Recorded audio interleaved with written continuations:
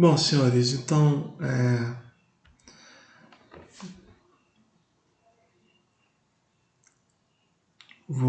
como eu prometi na última aula, eu vou só falar um pouco sobre colisões em duas dimensões e vou mostrar para vocês uma simulação, ok?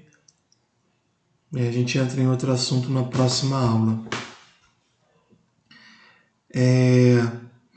Nós vimos então, só para contextualizá-los, nós vimos que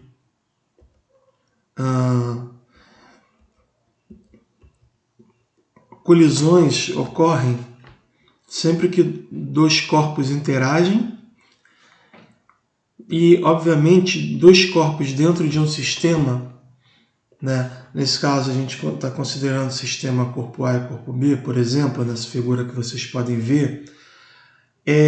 Dois corpos quando interagem, dois corpos dentro de um sistema quando interagem entre si, significa que a força entre eles é uma força interna. E quando isso acontece, quando a força é interna, necessariamente existe uma coisa chamada conservação, ou uma consequência chamada conservação do momento linear. Tá legal? O que é a conservação do momento linear? Quer dizer que a sua variação é igual a zero. Então, quando a gente fala de colisão, a gente quer dizer, do ponto de vista da física, que dois corpos dentro de um sistema fechado interagem entre si. Então, o nome que a gente dá para isso, para essa situação física, em geral nós chamamos de colisão. Ok? E aí vimos que o momento se conserva, porque idealmente só existem forças internas. E a energia se conserva caso essas forças internas sejam forças conservativas, como por exemplo uma força elástica, né? Então, além do momento, a energia se conserva.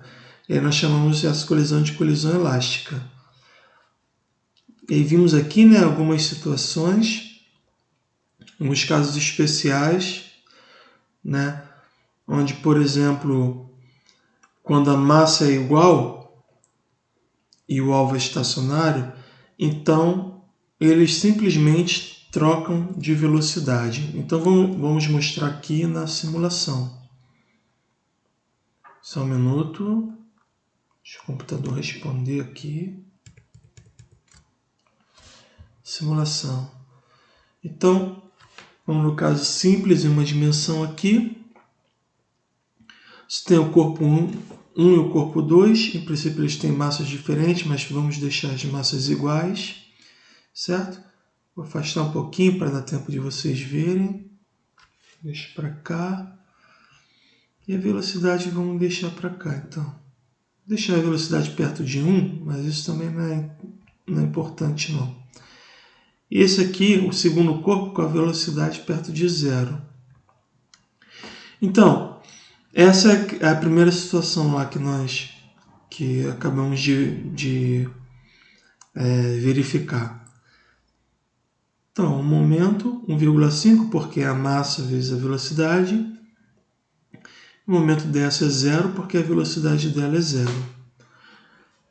Então, como elas têm a mesma massa, o que vai acontecer é que essa partícula vermelha, vindo com velocidade de 1 metro por segundo, vai colidir com a bolinha verde e vai trocar de velocidade com ela. Ou seja, a bolinha verde vai adquirir velocidade de 1 e a bolinha vermelha vai parar.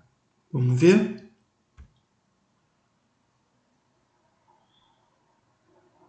É isso, tá bom? Esse fato ocorreu porque elas têm a mesma massa, ok? E obviamente, vamos voltar aqui, e obviamente a energia, como é uma colisão elástica, a energia cinética ela se conserva. 0,76 antes, energia cinética total, 0,76 depois da colisão, ok? Então, se for uma colisão inelástica, por exemplo, botei aqui um valor aleatório, 32%, energia 0,76, após a colisão 0,42. E além disso, vocês podem verificar que essa situação delas trocarem de velocidade não ocorre mais. Por quê? Porque não é mais uma colisão elástica. Novamente, 0,76, 0,42 e a bolinha, mesmo tendo a mesma massa, foi para frente. A bolinha vermelha. Ok, senhores? Então, voltando aqui à colisão elástica. Então, essa situação aqui, ó. Casos especiais. VB2, que é o da bolinha verde, final, o 2 é final, 1 é inicial. Então, VB, que é a velocidade da bolinha verde final, é igual à velocidade que a bolinha vermelha tinha. Agora, se o projétil, ou seja, a bolinha que está vindo, é muito pesado, ou seja, a massa é muito maior, então a gente, dessas equações aqui, a gente chega à conclusão de que a velocidade dessa bolinha que estava vindo é aproximadamente igual, a velocidade final é aproximadamente igual à que ela tinha antes, ou seja, quase não varia. Ao passo que a velocidade... Opa, cadê o cursor? Ao passo que a velocidade da bolinha verde final é aproximadamente 2 vezes a velocidade da bolinha vermelha inicial. Vamos ver? Então, muito maior, vamos botar isso aqui, 3. Não é a condição ideal, muito maior, estava imaginando 1000. Mas acho que dá para a gente fazer alguma coisa aqui. Vamos botar o menor valor possível. Pronto, 0,1. Então, o que aquelas equações dizem, quando você faz a massa do projétil, que nesse caso é a nossa bolinha vermelha, que está indo em direção ao alvo, quando você faz essa massa ser muito maior do que a massa do alvo, nós verificamos então que o alvo sai com uma velocidade 2 vezes, que é o dobro da velocidade do projétil, e o projétil quase não muda a sua velocidade. Vamos ver? Então, 0, 1, vamos ver.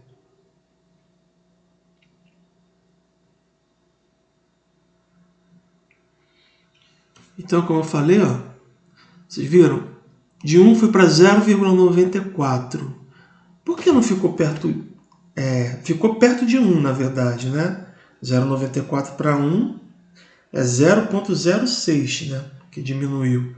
Mas por que não ficou assim, mais perto ainda de 1?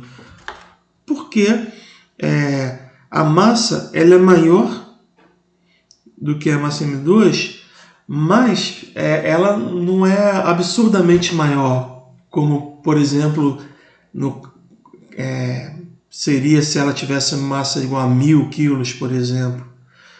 Quanto maior a massa, esse M1, em relação a M2, quanto maior for, mais essa relação aqui se aproxima de uma igualdade.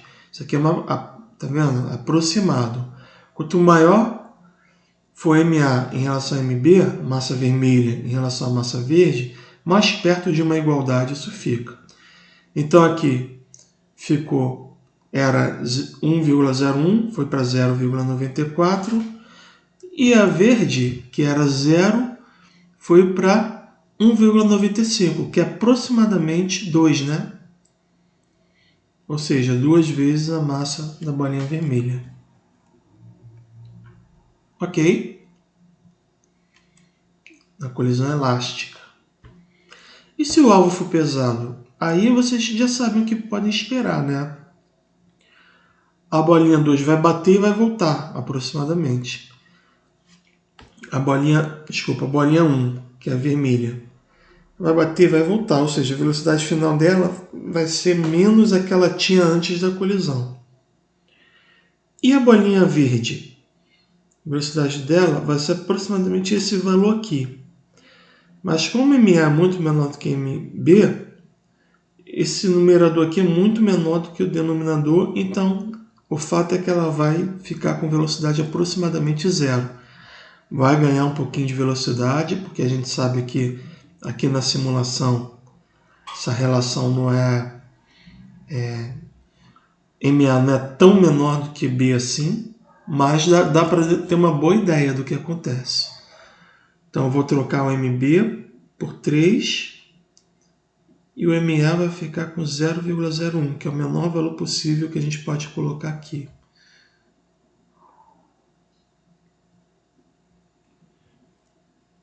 Então deixa para cá, passa para cá, beleza?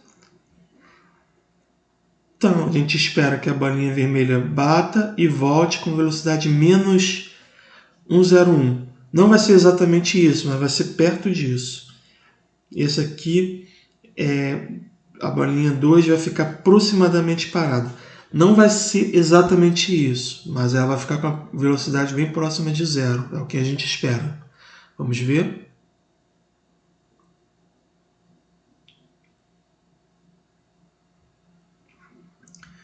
Então, ficou com a velocidade aproximadamente menos 1. E a bolinha verde ficou com a velocidade aproximadamente zero. Aqui, a energia cinética permaneceu, né, porque a colisão é 100% elástica. 005, 005. Tudo bem?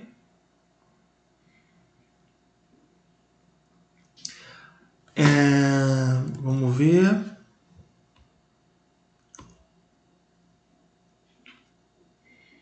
Agora, se o alvo estiver em movimento, eu pedi para vocês demonstrarem esse tipo de relação aqui, usando conservação do momento e conservação da energia. Pode ser resolvido porque aqui eu tenho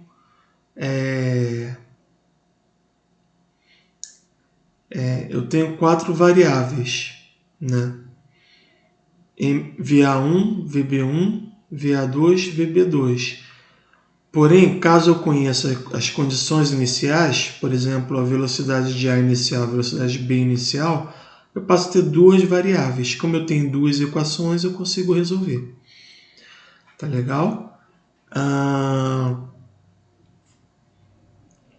Então fica essa relação aqui que, para ser sincero, não tem nada de muito especial que possa ser discutido. Simplesmente decorre dessas duas conservações, do momento e da energia. Ok? Caso o alvo esteja em movimento.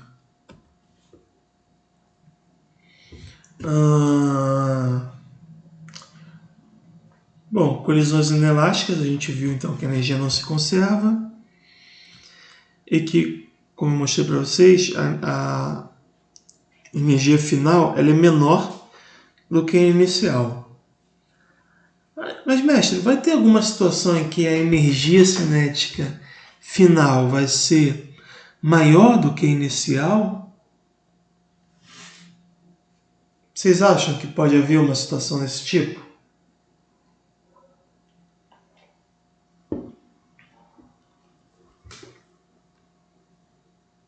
Se você disse que sim, você está certo. Vocês querem um exemplo? Uma granada que explode e aí você tem os fragmentos dela. A energia cinética ela vai ser final, depois que ela explodir, vai ser maior do que a energia cinética antes dela explodir. E por que isso ocorre? Porque a energia química, né, da pólvora que estava dentro da granada se transforma em energia cinética. Certo? Então a energia cinética que era um valor antes da explosão, ela é outro valor, é um valor maior depois da explosão, porque parte, ou toda essa energia química, parte dela, na verdade, é transformada em energia cinética. Ok, senhores? Então, não é sempre que isso é válido, que K final é menor do que K inicial. Agora, numa colisão completamente inelástica, é legal o seguinte, você verificar que a velocidade após a colisão ela é igual à velocidade de centro de massa, definida assim. Então vamos lá, vamos botar uma colisão completamente inelástica aqui. Aí eu posso botar, não preciso mais discutir a questão da relação entre as massas, vou botar elas iguais, sem perda de generalidade. Colocando as massas iguais, agora eu vou colocar aqui uma colisão totalmente inelástica. Vamos ver?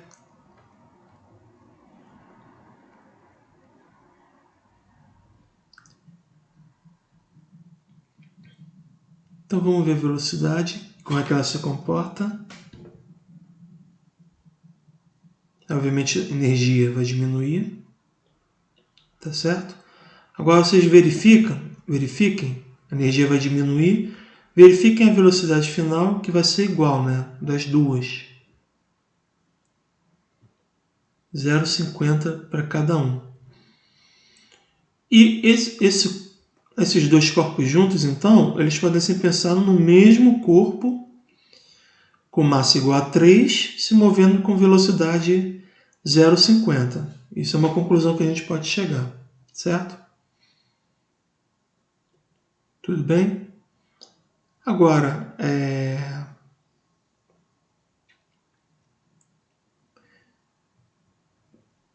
o que mais que a gente pode mostrar aqui?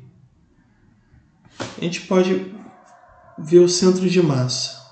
Opa! Centro de massa.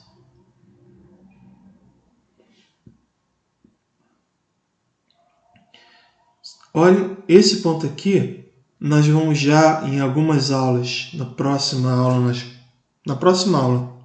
nós vamos falar sobre centro de massa. Mas você já tem uma ideia do que seja,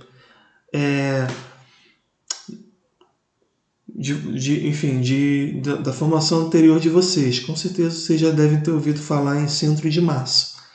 Centro de massa é um ponto representativo, né?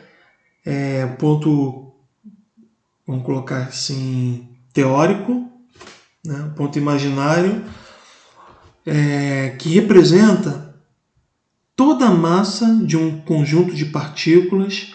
É como se toda a massa de um conjunto de partículas estivesse concentrado nele. Então eu posso representar esse sistema, formado por essa bolinha vermelha aqui e essa verde aqui, cada uma com massa de 1,5 kg. Posso representar isso como uma outra bolinha, nesse ponto aqui onde está o X, com massa de 3 kg, certo? Localizada aqui em cima desse X. É isso, centro de massa. Agora vocês notem que, como essa está parada e essa está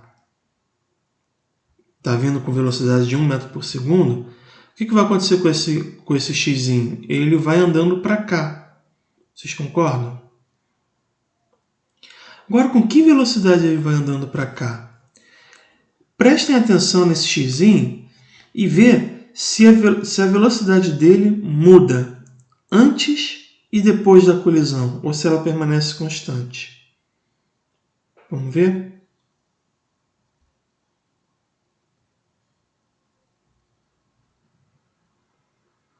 Novamente, preste atenção no xzinho.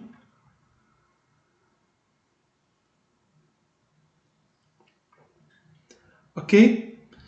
Então, quem imaginou que esse xzinho aqui, centro de massa, não mudou sua velocidade, está completamente correto. A velocidade desse xzinho é 0,5 metros por segundo e permanece assim antes e após a colisão totalmente inelástica. Ok?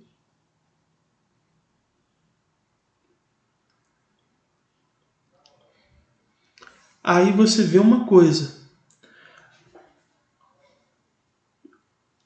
Considerações que nós podemos fazer. A energia cinética, ela diminuiu.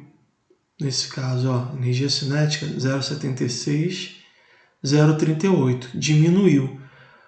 Porém, essa velocidade aqui, representativa do centro de massa desse sistema, não diminuiu. Mas, mestre, como que a energia cinética, que é meio de mv ao quadrado, pode diminuir, mas a velocidade do centro de massa, não? É uma boa pergunta para vocês se fazerem. Certo? Novamente.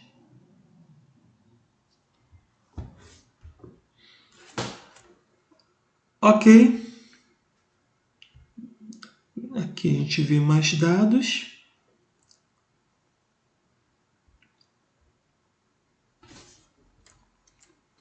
Vou deixar assim.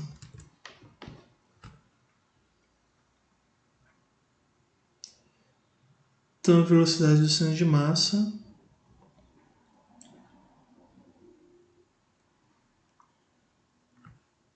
energia final menor do que inicial por esse fator aqui. Vamos ver. Esse fator aqui, energia cinética, inicial é maior do que a final, porque ele perde, né, energia cinética. E perde por esse fator aqui, ó, MA sobre MA mais B. Quanto que vale? É 1,5 dividido por 3, né, que dá meio. Certo?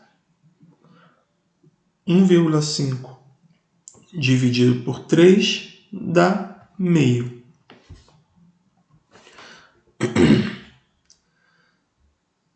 Agora olhe para a energia cinética, 0,76 significa que a energia cinética final é meio da energia cinética inicial.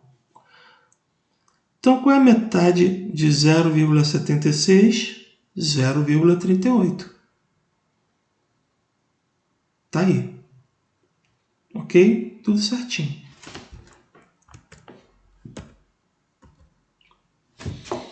Agora, para finalizar, se você tem uma colisão em duas dimensões, o que acontece? Vocês sabem que a velocidade é um vetor. Então o vetor, ele para ser descrito, ele precisa de direção, sentido e do módulo. Quando você tem uma colisão em uma dimensão, é a mesma coisa que acontece na cinemática. Você não tem por que tratar a velocidade como uma grandeza vetorial. No entanto, quando você parte para duas dimensões, ou mais, ou três, aí o caráter vetorial da velocidade ele tem que vir à tona. Certo? Então essa figura aqui da esquerda, ela mostra isso. Porque agora eu vou ter, ao invés de duas variáveis, caso você conheça, por exemplo, as velocidades iniciais, você tem uma quantidade maior de variáveis, certo? Mas o que é importante aqui vocês notarem é que, primeiro, o momento linear continua se conservando. Só que agora, o momento linear, a conservação do momento linear pode ser expressa através das duas componentes de maneira separada. Então eu posso simplesmente separar a componente x do momento linear com a componente y do momento linear, certo? Olhe, por exemplo, esse caso da figura, que é bastante ilustrativo. Eu tenho uma partícula de massa M1 que vai colidir com a partícula de massa M2, que está em repouso. Então, esse aqui é o nosso alvo, esse aqui é o nosso projétil. Antes da colisão, essa partícula ela tem velocidade V1 inicial na direção x, e só na direção x, certo? Então, significa que o momento inicial dela vai ser o quê? Vai ser a massa M1, botei MA aqui, mas pode ser MA ou M1, é essa massa aqui. Só para preservar a notação que eu tinha usado anteriormente, tá? Que está diferente dessa figura que eu peguei de outro lugar. Mas acho que dá para vocês entenderem, né? Essa aqui é a massa aqui. E essa velocidade é a velocidade inicial dessa partícula aqui. Só tem componente x. Ela está vindo nessa direção aqui, ao longo do eixo x. Mestre, e ao longo da direção y? Não tem velocidade. É ao longo da direção y, tá? Então é zero. E, obviamente, a partícula 2 está em repouso, então é zero aqui. O PB1 aqui é zero aqui e zero aqui, antes da igualdade. E depois da igualdade? Aí, ó, a massa M2 foi para cá. Poderia ter ido para outro lugar, mas foi para cá. Então, ela saiu com um ângulo θ2, que é um ângulo que a velocidade do alvo faz com o eixo x. Então, qual é a componente x? É essa velocidade aqui vezes o cosseno de θ2.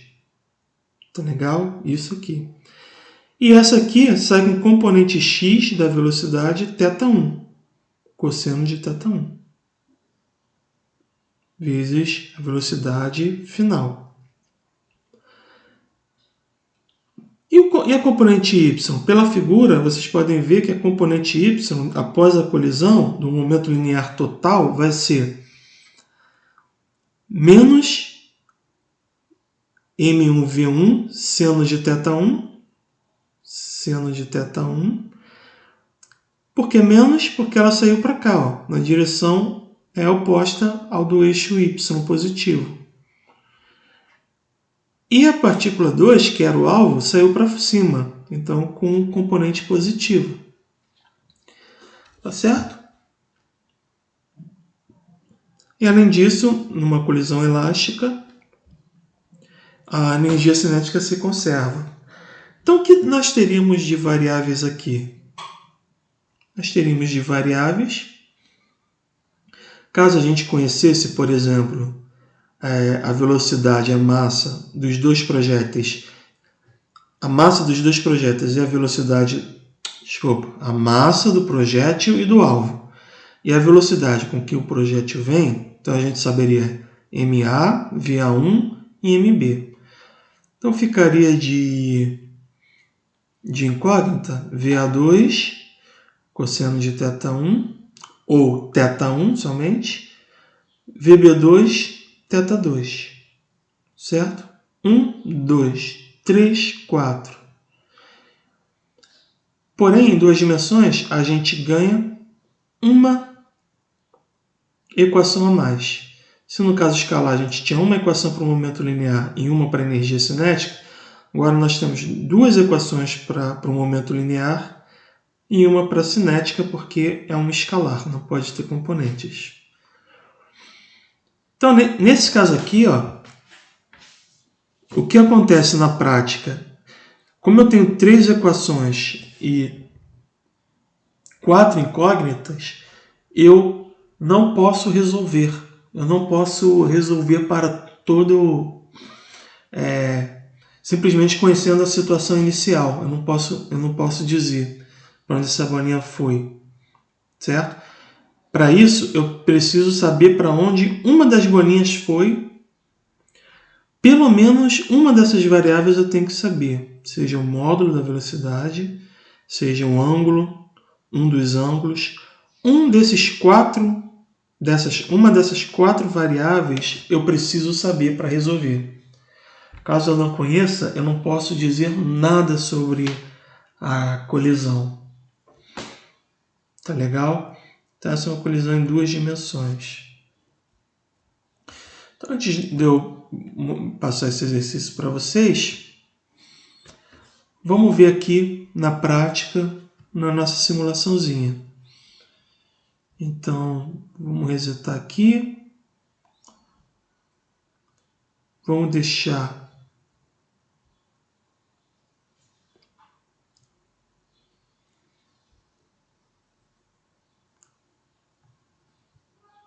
a bolinha 2, tentar deixar ela com velocidade 0, né? Como se fosse um alvo. Opa.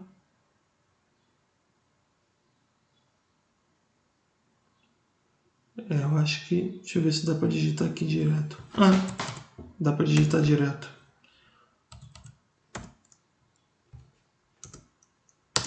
Ok.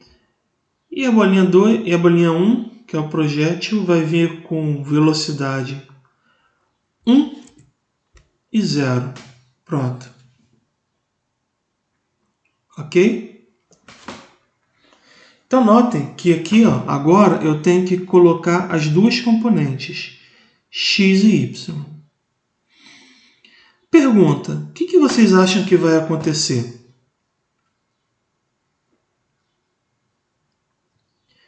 O que vocês acham que vai acontecer? Essas coisas aqui são, digamos assim, não vou dizer complicadas, mas elas são menos... você consegue visualizar o que está acontecendo menos. Porém, se você olhar para o momento total, o que é o momento total? O momento total px é esse mais esse, e o momento total py é essa e essa componente. Você vai verificar uma coisa. Pense por um segundo, por um instante, dê pausa no vídeo e pense por um instante o que você espera que vai acontecer com essas componentes aqui do momento. Mesmo que você não saiba o que aconteça com cada uma individualmente, mas o que você acha que vai acontecer com o momento total, na direção x e na direção y? Dê pause. Então vamos lá. Bom, py é 0, px é 0,5 por causa da bolinha 1 e 0 por causa da bolinha 2. Então vamos dar um play aqui. Pronto, elas colidiram, cada um foi para um canto. Nota que a bolinha 1 não voltou numa linha reta, mas ela voltou com uma inclinação. E a bolinha 2 também saiu um pouquinho para cima. É o que vocês podem verificar aqui. Olha que interessante. Se você somar px menos 0,242 mais 0,742, quanto dá? Exatamente 0,5, que era o momento total na componente x anterior. Em py, vai dar exatamente 0, que era o momento total anterior à colisão. Certo? Ok? De novo.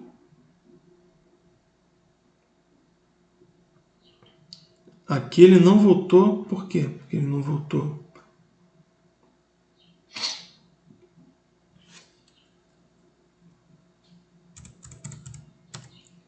Aqui é 1.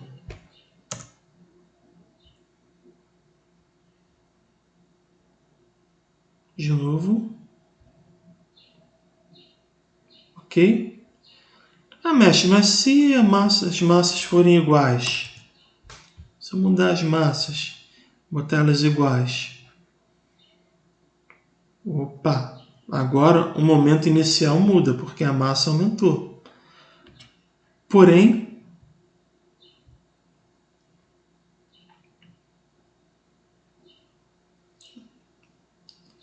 menos 0,395 mais 0,395 dá 0.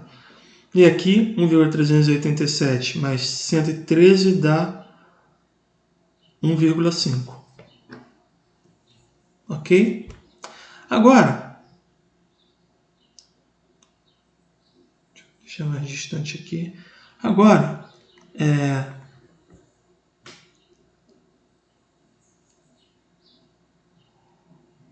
não vou mostrar. Vou mostrar o centro de massa. O que vai acontecer com o centro de massa? Olha que interessante. Vou deixar essa bolinha. Ai. Pronto. Aqui, velocidade 0. Velocidade 0. Agora notem o seguinte, pessoal. Olha o que vai acontecer com o centro de massa. Essa bolinha vai colidir aqui, provavelmente vai para baixo e essa vai para cima. Mas olhe para o centro de massa. Hã? Claro, agora ele muda, porque elas bateram na parede. Mas vamos de novo. A parede é um agente externo. É um agente externo. Agora, considerando só a colisão entre as bolinhas, olha o que acontece com o centro de massa. Nada. Ele permanece intacto. Tá? Sobre isso nós vamos falar na próxima aula. Ok? O importante aqui então é vocês verem que o momento final total se conservou, era 1,5, e depois da colisão um pouquinho foi para partícula 2, né? Mas se você somar vai permanecer 1,5 e aqui vai permanecer 0, porque o momento se conserva. Ok?